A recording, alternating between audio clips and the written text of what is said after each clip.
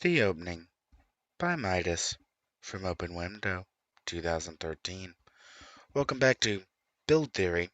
I'm Aurian Archive, and we're jumping right in to one of the fire tanks that I talked about indirectly in a previous stream. Notably, in relation to tanker tertiaries, this is the character that I wound up putting a 6-slot Siphon Insight for the uh, lethal and smashing melee and AoE fire cold defense, simply because the damage values of Dark Obliteration are incredibly low to begin with, and that it really functions better as a debuff power instead of a damage power.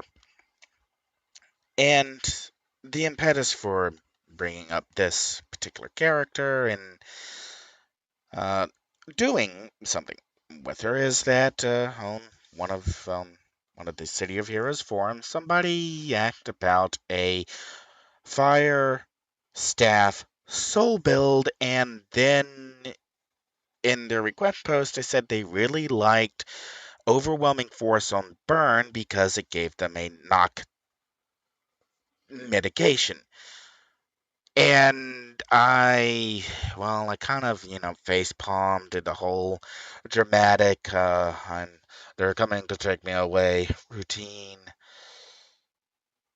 And I used the term moonshot in relation to putting a knock effect on some powers, because some powers have a very, very quick tick time. And burn is one of those powers. If we bring up detailed, let me go ahead. Sorry, I already put it to the back.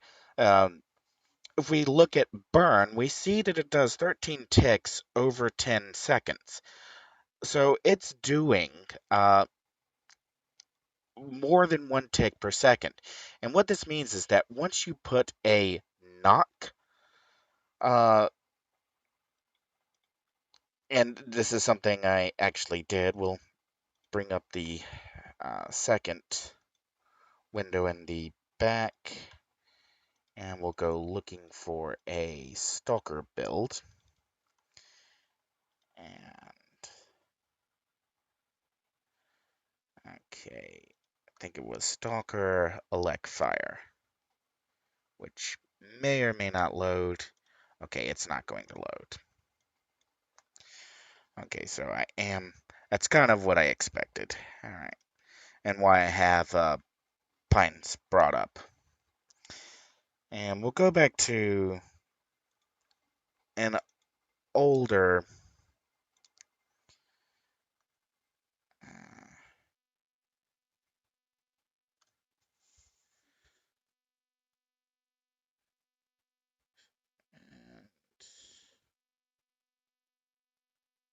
I remember what these are going to be under. Okay, it's probably. Oof, unable to read data. Okay, that build may be so old, not even Pines can read it. We'll try this one. Uh, okay, yeah, here we go. This is an older Stalker build, and as you can see on Burn, I put the Avalanche set. Now, what's not obvious, and I'll do the mouse over, is that when I first did this build, I put Recharge Chance for Knockdown. And I figured exactly like the player who was asking about the Fire Soul or Fire Staff Soul tank, that having a knock effect on burn would be great mitigation. This is an electric fire stalker. I could just, because lightning rods damage is delivered through a pet, you can lightning rod into the middle of an enemy pack for critical damage. Because you are hidden, it counts as a critical attack, but you're not unhidden, and then you can just tick off burn and really lay out some AoE damage.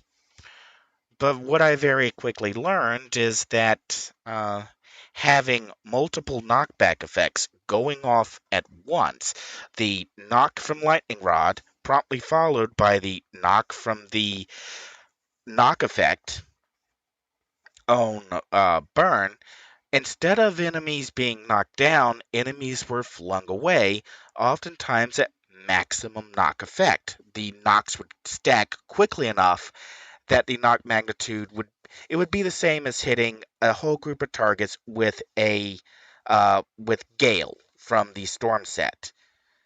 And enemies would fly away well outside of melee range instead of staying there at my stalker's feet. And on some of the revision for the stalker, I mitigated the knock. I put like an overwhelming force and then a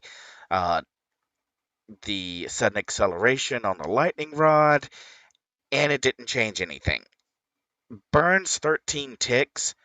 If you put a knock effect on there, stack quickly enough that any enemy that's hit by the knock effect, chances are instead of being knocked down and over, they will be knocked very far away. And that presents a very big problem.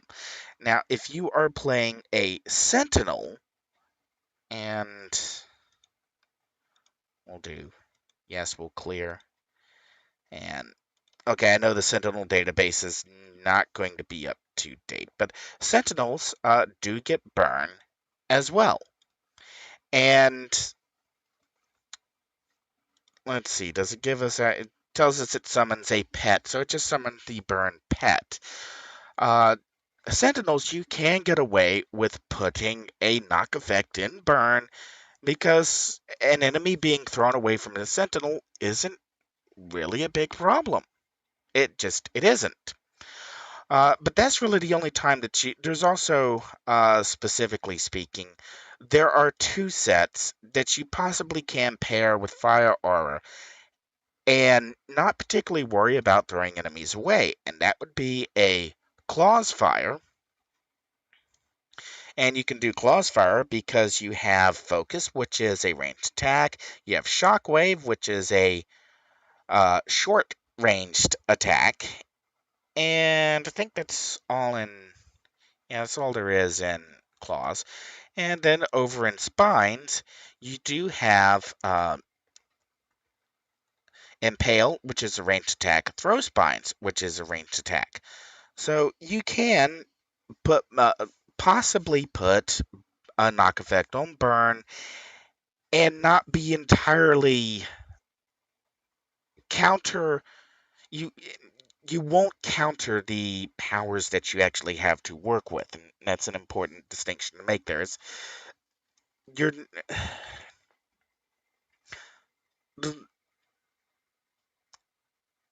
and trying to keep on track here because there's a whole statement to be made on knock was implemented incorrectly to begin with. Is comic book knock. Almost everyone has a recovery to. You look at the standard Superman pushes somebody into a wall, or somebody with super strength, Colossus knocks somebody back. Whoever they knock back instantly recovers and is able to close the gap and resume fighting if they're in a fight. Cryptic did implement a very comic accurate knock effect with Repel, but very few powers use Repel, and there's really no counterback from Repel. And almost all of the powers that implement Knock really should have implemented Repel instead, because that's more comic accurate rather than okay, this is going to knock someone back. We have this knock effect. We're going to use that. What do you mean the doesn't work? It doesn't work and another thing is comic book characters who can use a knock effect or implement a knock effect, and we'll pick on Dragon Ball Z for a second. It's not a comic, it's an anime, but it is a manga, so it is a comic.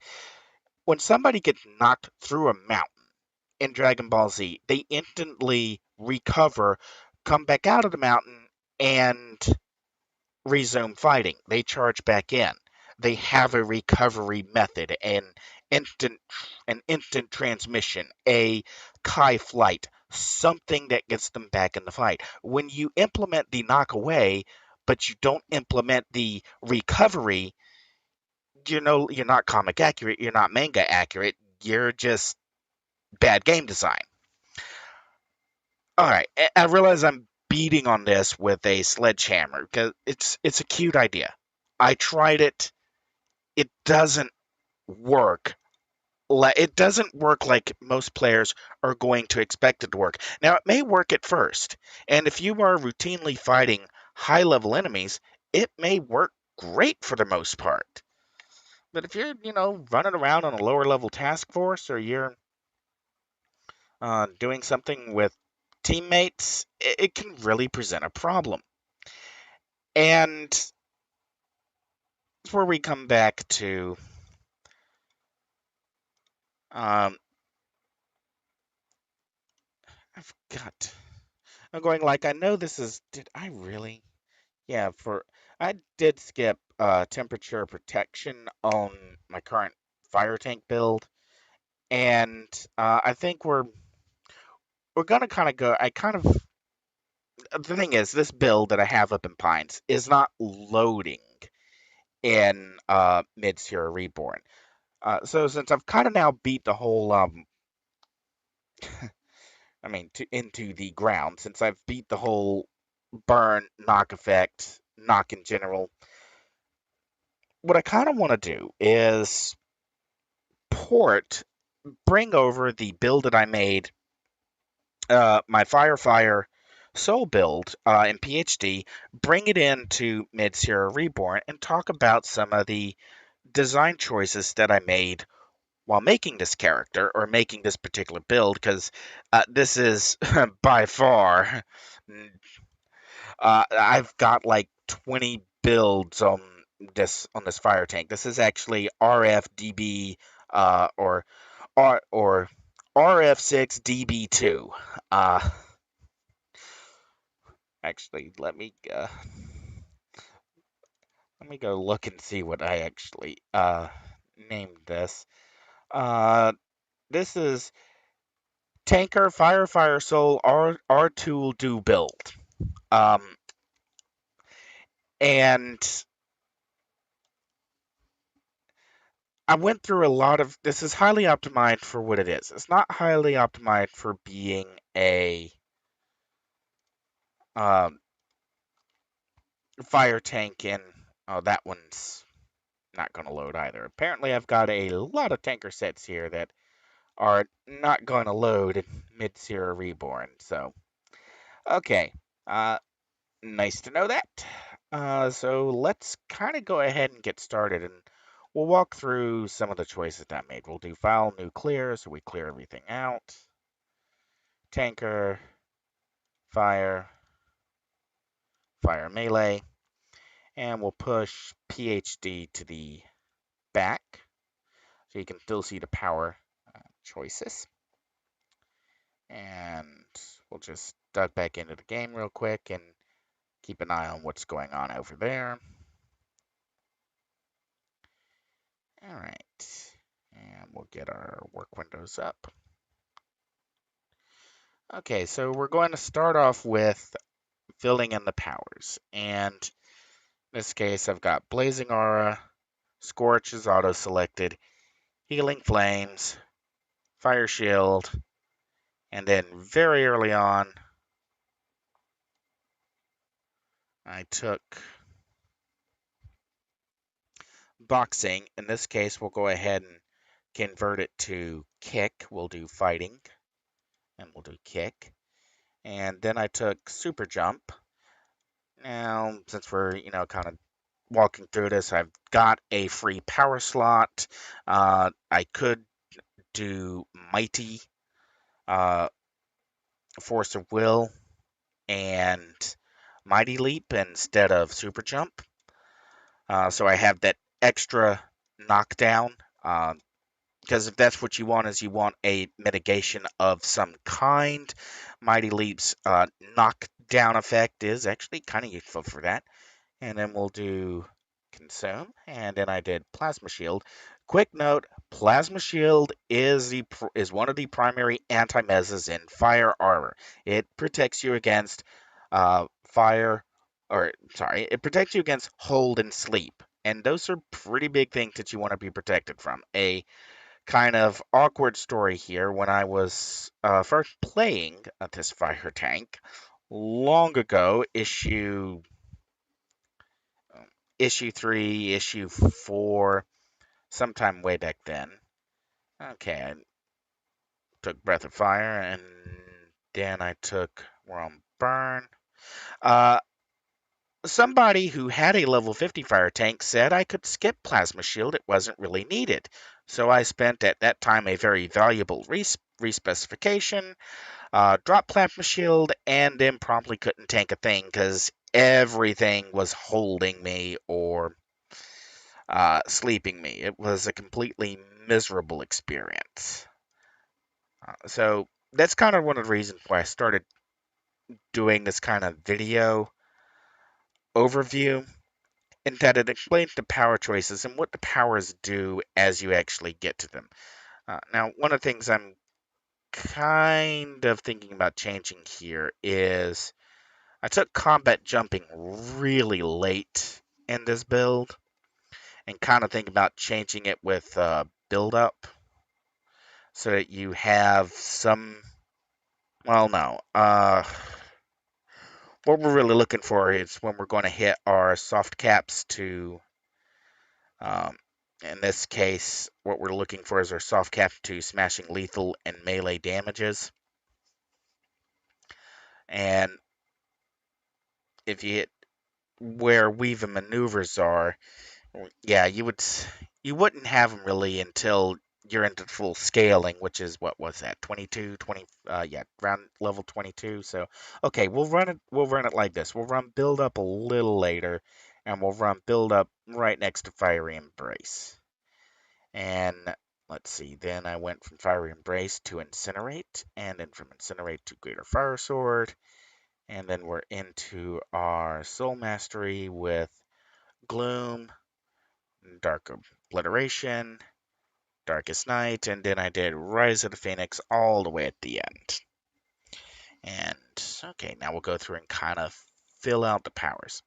Now, the first thing is, and I've talked about this in previous videos, when making a tank or a brute and you have a toggle DOT, this is really the location where you want your, in the case of tankers, the resist proc, in the case of brutes, the endurance reduction regeneration proc. You really want it on your toggle DOT. Now, fire is tanks were generally down on damage, so I also threw in the Fury the Gladiator chance for resistance debuff. So anything that I'm faced off against uh, is getting a resistance debuff while I'm fighting them, and at the same time I'm boosting my own defense. Now, I this is one of the things I'm keeping in mind is that because I've plussing the kinetic combat at level 35 plus 5, I know that I'm not going to have my defensive soft caps until at least when these enhancements come into effect. So that would be level 30 would be when I would start to get IO smashing lethal defense. Alright, and healing flames. I did preventative medicine, and I did preventative medicine for that 8.5% recharge. Since preventative medicine has no defensive component to it, this is a power that we can just safely slam all the way with +5 on each one to maximize what we get. Now we get into one of the challenges of making a fire aura. Fire does not have any native knockback protection. So while making a fire aura, you do have to keep in mind that you will have to mitigate the knockback that enemies will inflict upon you as the player. In this case, I've got a knockback protection from Steadfast Protection, and I've also got as a melee character the Unbreakable Guard, and I've taken the Resist Defense, which we're going to plus to 5, and then we'll take knockback protection, and then if we mouse over, we see that our resistance is currently hard capped at 59%. Our resistance defense only kicks in at level 30, but that's around the same level range where we start getting defensive bonuses from kinetic combat, so that's okay. Kick. Okay, I may have taken boxing because kick has a native knock. Well, it says knockdown, and on most builds, you're not going to put anything into.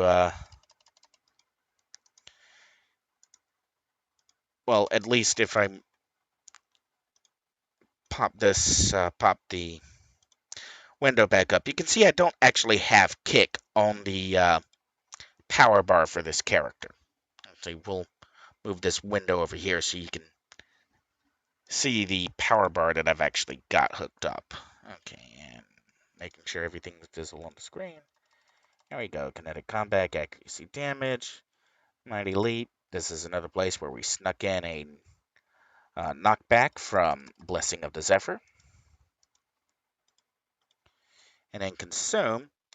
Now we have a few more enhancements to choose from. Originally I did efficiency adapter, but now we can either go with some regeneration or maybe some maximum endurance or even a chance to heal ourselves off Consume. Now Consume has a really large recharge time. So what's probably going to be best for us is going to be an in-mod endurance and then an in-mod accuracy. Okay, we're actually going to take the bottom two. We're going to take in-mod accuracy recharge and in-mod endurance recharge. So we get twice the recharge,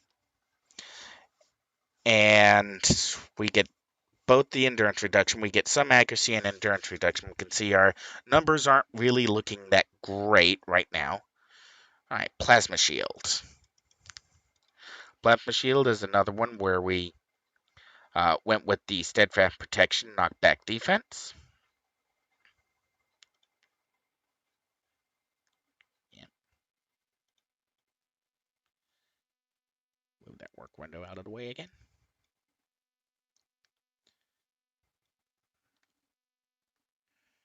And we went with another 4-slot Unbreakable Guard. Now, I did +5 those. And if I look at my build in game, I did +5 those here to manage the endurance reduction. Okay, and you can see on this build, I have only 1 slot in Consume. It was an endurance modification recharge accuracy, so I'm not sure where I dropped it. Actually, I think I have an idea, but we'll get there. Because apparently what I actually did in game is not necessarily what I did on the recorded build. So Plasma Shield, we'll go ahead and we're still looking at Unbreakable Guard. And we'll do, okay, yeah, Unbreakable Guard.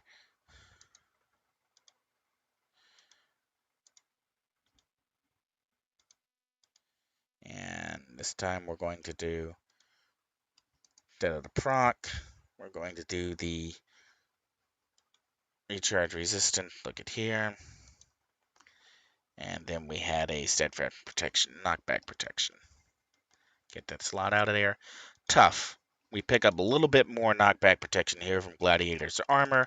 Because this is a PvP set, we can just go ahead and ramp this up to +5 without having to really worry about any other factors. Breath of Fire. Breath of Fire is, for the most part, an entirely skippable power. It's not that great on AoE damage. It's not that great as a cone. One of the reasons why give me a second while I find another mob to go romp down on. And then gotta remember to take this window to the background so you can see what I'm doing. Rather than just me talking about it. Okay, back you go.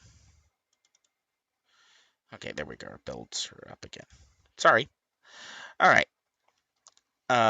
Breath of Fire is largely here because it is classified as a targeted AoE, and that does give us some slots we normally wouldn't get. So in this case, I'm able to put in Superior Frozen Blast. Now, I'm doing this for the AoE and Fire Cold defense, because Fire Armor does not offer any defense at all, and this is uh, Fire Armor is already capped to fire resistance to begin with, so adding more fire resistance is, well, gilding the lily. It's pretty gilded already, but I don't have any other really good options for adding fire cold defense in the range sets. And burn.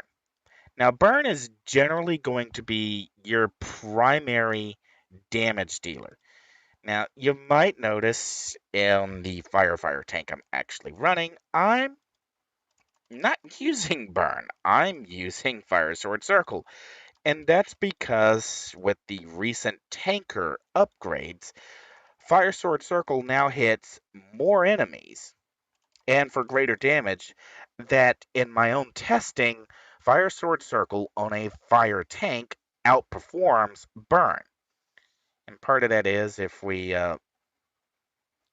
bring the game back up for a minute and we go in, we look at manage, and we'll do Fire Sword Circle. Fire Sword Circle will hit 16 targets max. Show detailed info. Burn will only hit 5 targets max. And yes, since Burn has so many ticks, once it defeats an enemy, the next tick will immediately land and start hitting the next target. So burn is very, very useful for consecutive damage, but it's still only hitting 5 targets at any one time.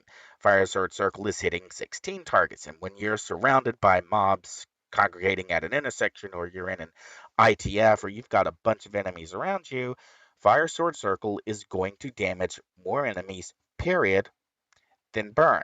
Now, the obvious caveat here is that most minions will probably go down very quickly if you've hit Fiery Embrace, build up, Fire Sword Circle, drop Burn, or drop Burn first and then hit Fire Sword Circle. Most minions are probably going to go splat, and then you'll be down to the lieutenants and bosses, and then elite bosses and arc villains, or objects or monsters or whatever. And at that point, now that you have less targets to focus on, Burn offers greater damage for on a payoff. So that's why on Burn, you really want Armageddon, chance for fire damage, and the purple set because you get maximized recharge time, maximized damage, and you have that extra proc for fire damage on top of that. And then we're at combat jumping, and here I just have a single Luck of the Gambler. And then we have Weave, which is 4 slots. I put a Luck of the Gambler in here. And then I did reactive defenses, defense endurance, and then scaling resist proc, and then Kismet.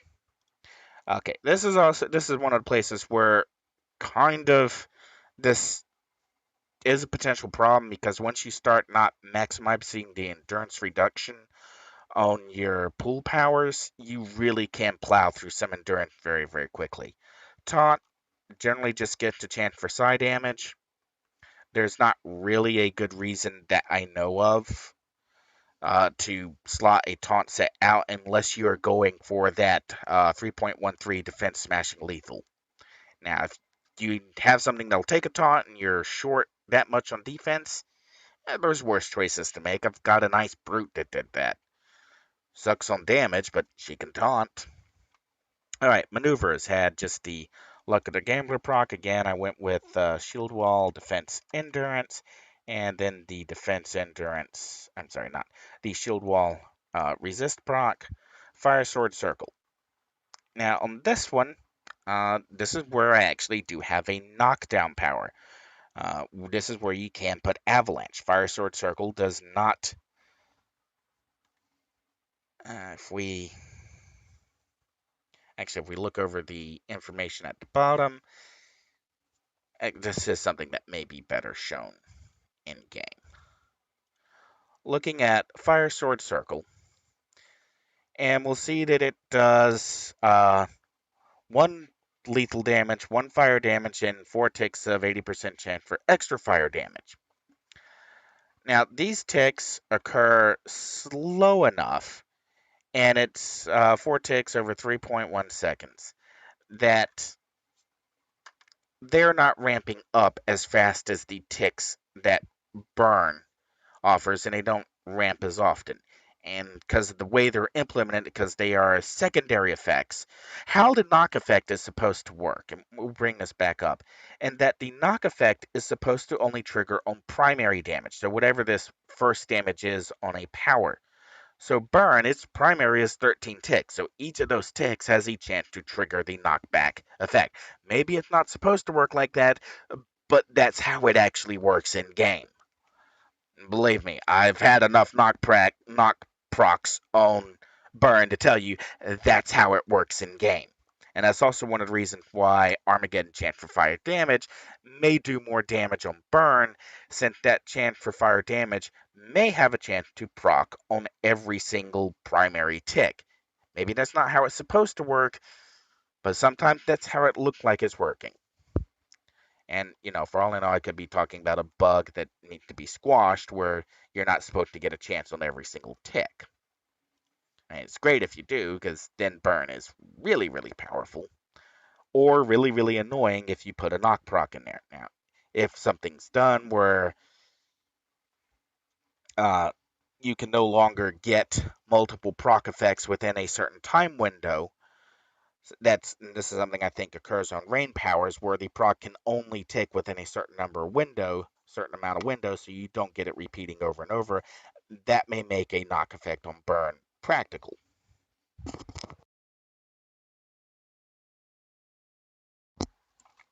So where we're at is we're filling out Fire Sword Circle with Avalanche.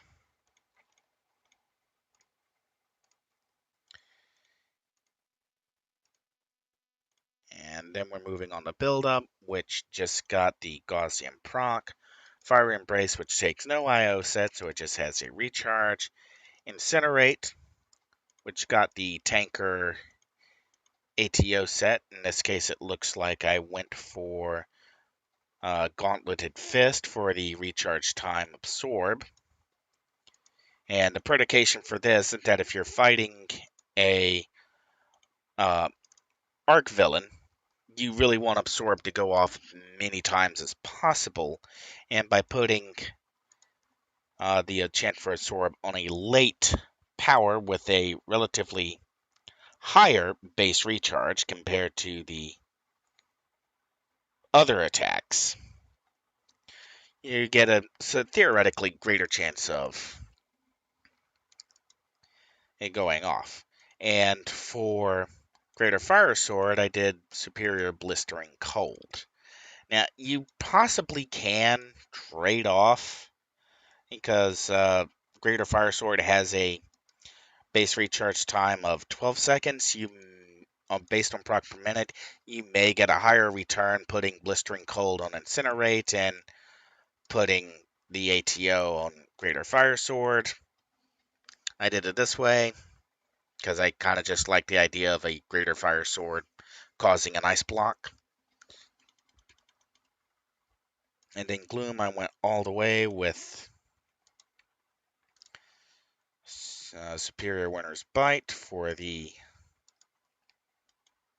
Fire Cold defense.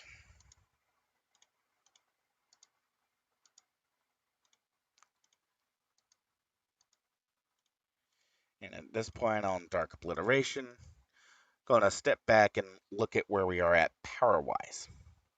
And with combat jumping turned on, we've turned on, all of our powers currently up.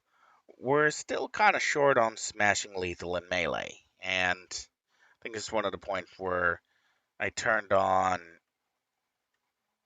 the Agility Radial Paragon, and we're still kind of short on smashing lethal and melee. So I needed one more Smashing Lethal melee to kind of fill it in. And Siphon Insight gives us 3.75 melee and 1.88 defense, or 3.75 SL, 1.88 defense melee. So I think I went with this in order to finish out getting Smashing Lethal defense.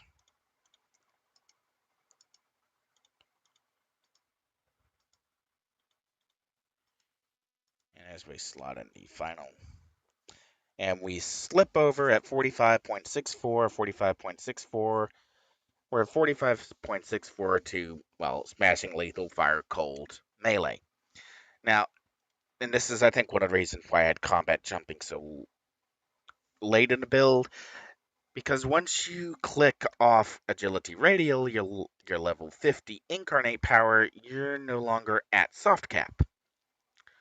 And that means if you're going back and playing in lower level content, you're not going to be soft capped.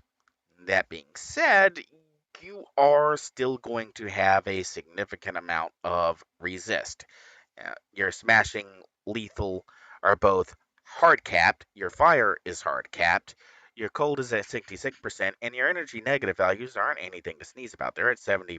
Once you include the scaling resist proc, they'll be 77%. And that's also why I can say that smashing lethal is capped, because once you start taking damage, they'll cap as well. So in lower level content, those resist are probably going to be more valuable because most players aren't going to be running lower level content at a multiplier. They're not going to be doing plus 4x8 to run a KD Hand and Task Force. Or most players won't. So you can safely get away with maybe not being at soft cap. And I think that was the reason why I had build up earlier in the build so that I could do more damage at lower levels. And since I know that I'm not going to be into the soft cap until later, I really could move maneuvers and combat jumping later down into the build and like take move maneuvers to where fiery embrace is and move weave to where buildup is. And now I have a little bit more damage potential in a lower levels than I do at higher levels. So to finish this off, we just have an endurance reduction to hit debuff.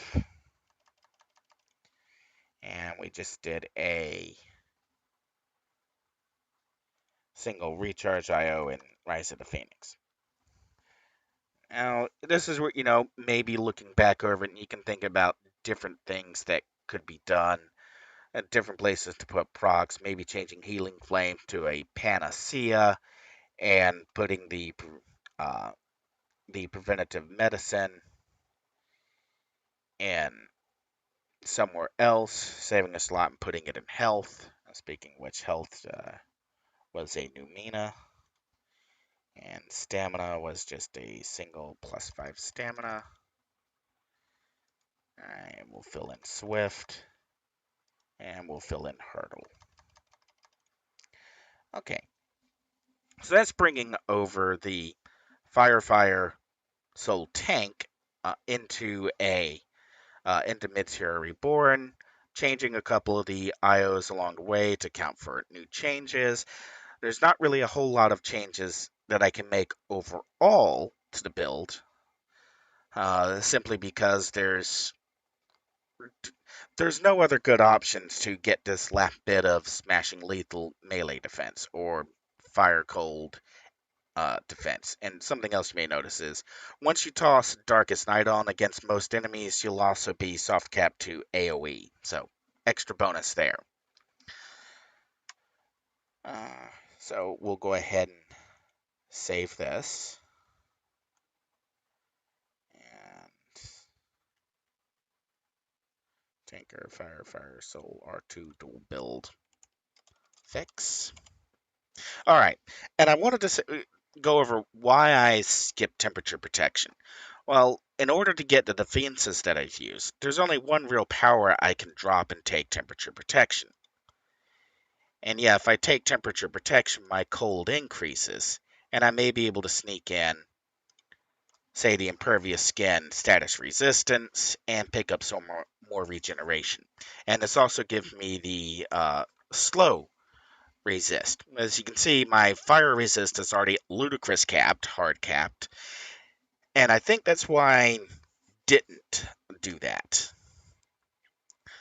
And in fact, actually, let's go back in game and look and see what all did I actually do in here.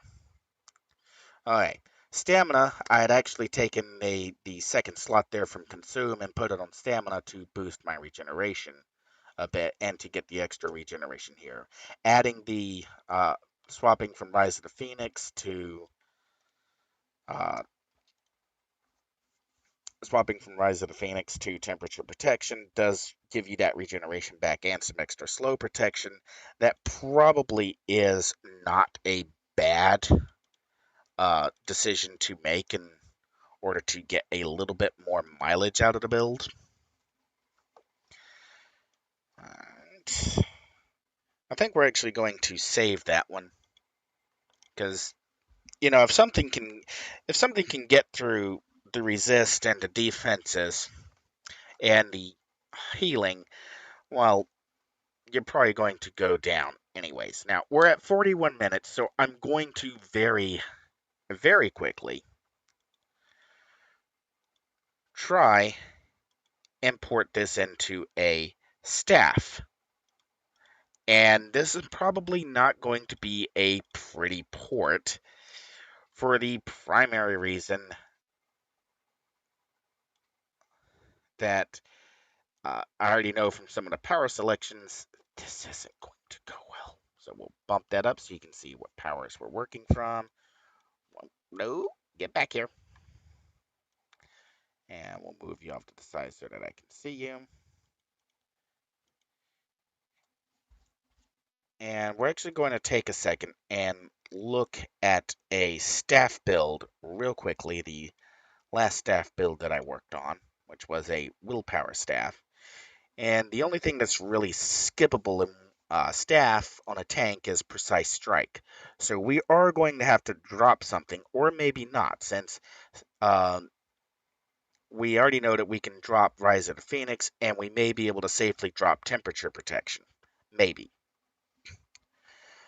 So we'll see how far we get in a conversion. So we'll bring up our fixed build.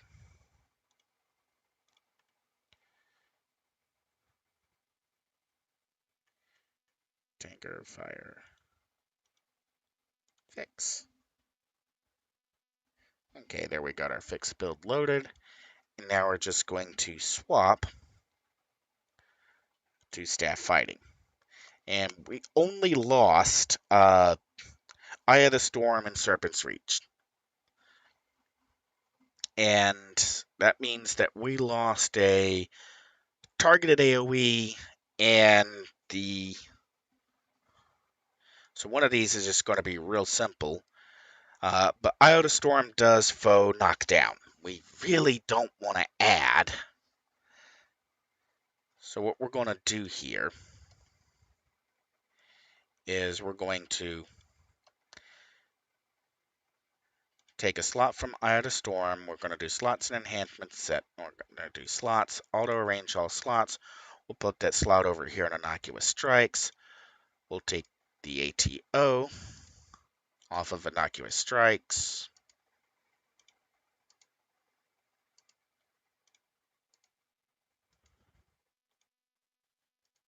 And we'll put the ATO. Actually, this is one of the cases where I was talking about before. Eye of the Storm does so little damage that we want to boost it as much as we can. So this may actually be one of the few times it's really kind of a toss-up. Do you want the... Yeah, that's probably going to be the best way to run a staff fire.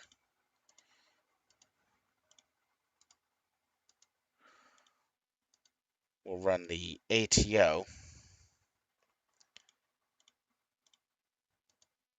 burn.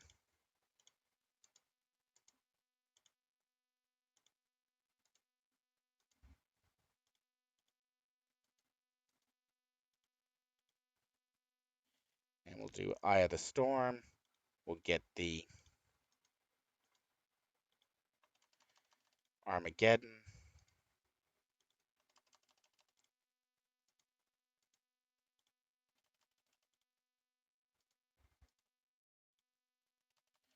Alright, and Innocuous Strikes does not have a knockback or knockdown effect, so we can safely place our knockdown here.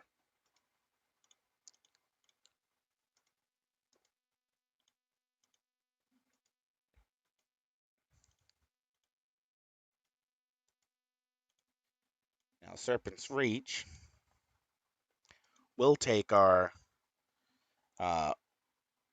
is a single target set, and what we're missing is a targeted AoE. And right now, our only targeted AoE that we have is Dark Obliteration. So what we're probably looking at is taking Dark Obliteration, making it a damage power, and the reason why I'm kind of already got an idea of how this is going to roll out.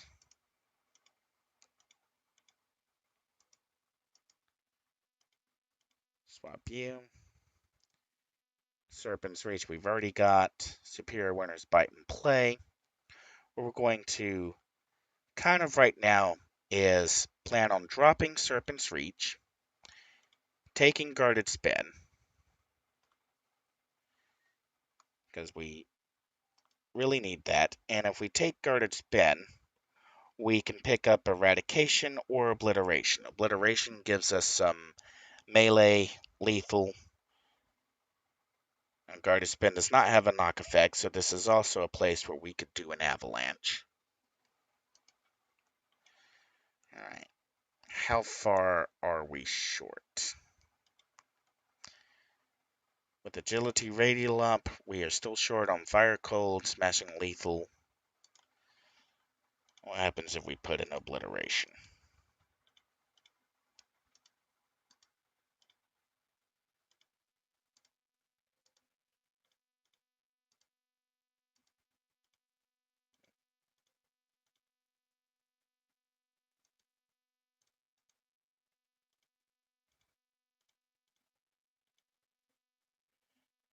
Alright, we are now soft capped on melee, but no longer soft cap on Smashing Lethal or Fire Cold. So we really need. Where else can we pick up some defense? And this is why I knew this was not going to be a good one. Alright, Weave is in the green, Maneuvers is in the green.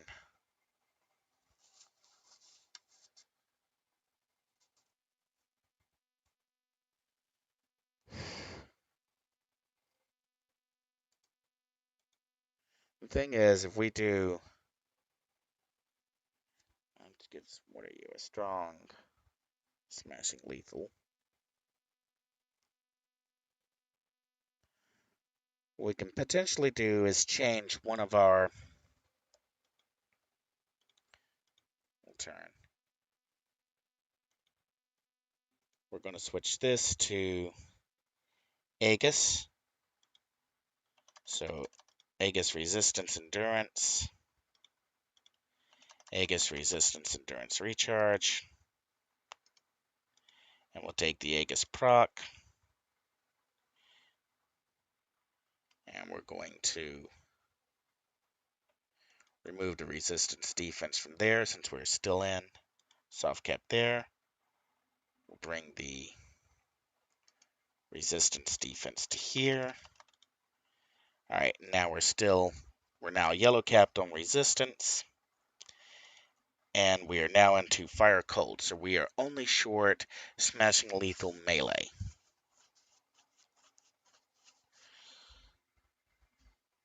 Now, how are we going to make that up?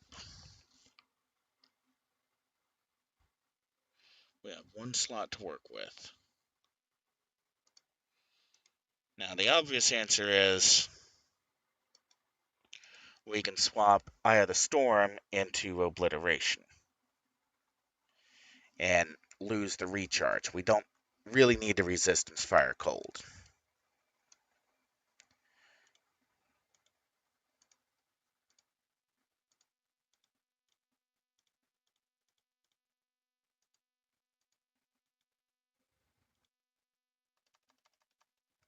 Actually, we'll just leave them.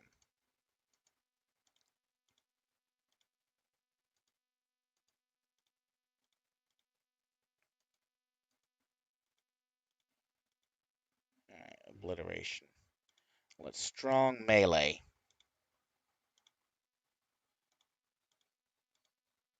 Check our totals. We're at 48 on melee. We're at 44 on smashing lethal.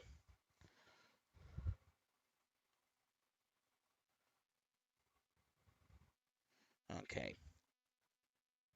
That didn't quite get us where we wanted to go.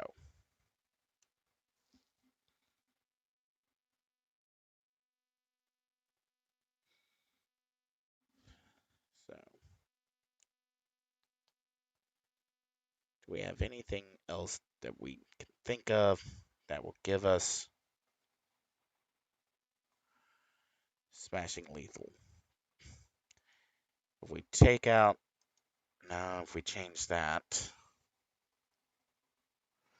or we'll take a slot from consume,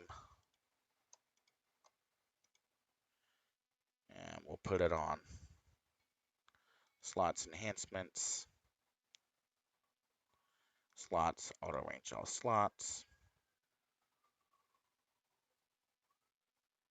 I'll get out of the info mode, put it on maneuvers, do a pure defense. What do we look like? Not quite there.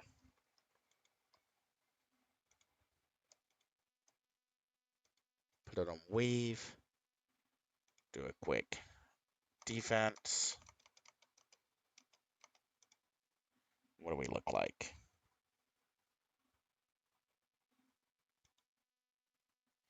Not quite there, but closer. We could free up one more slot. We'd actually be there. But the only slot we really had to free up is that one right there in Mighty Leap. That means losing some knockback protection. And this is kind of where you got to make a choice. And do you want to keep knockback protection, or at least enough of it? How much knockback protection will you actually have? You'll have a 4 mag here, you'll have a 3 mag there, you'll have a 4 mag there. So you'll have 11 mag knockback protection still. So that's what we're going to do. We'll take knock from Mighty Leap, slots enhancements, slots, auto range all slots, maneuvers. And actually now we're going to do defense endurance recharge. We're going to come back and do defense endurance recharge. Keep in mind that agility is on. Check our numbers, and we are there. 45, 45, 47, 47, 49. Smashing lethal fire cold melee. We have got a staff fire that is soft capped to those defensive types. Still has Darkest Night. Turn Dark Obliteration into damage power to help with our AoE damage. We've got our recharge. Took a little bit of a dive. We are still hard capped on smashing lethal resistance. We're still hard capped on fire resistance. And we're still picking up some extra regeneration from impervious skin resistance. We are at 54 minutes, so I kept this one under an hour as well. It's been Aurian.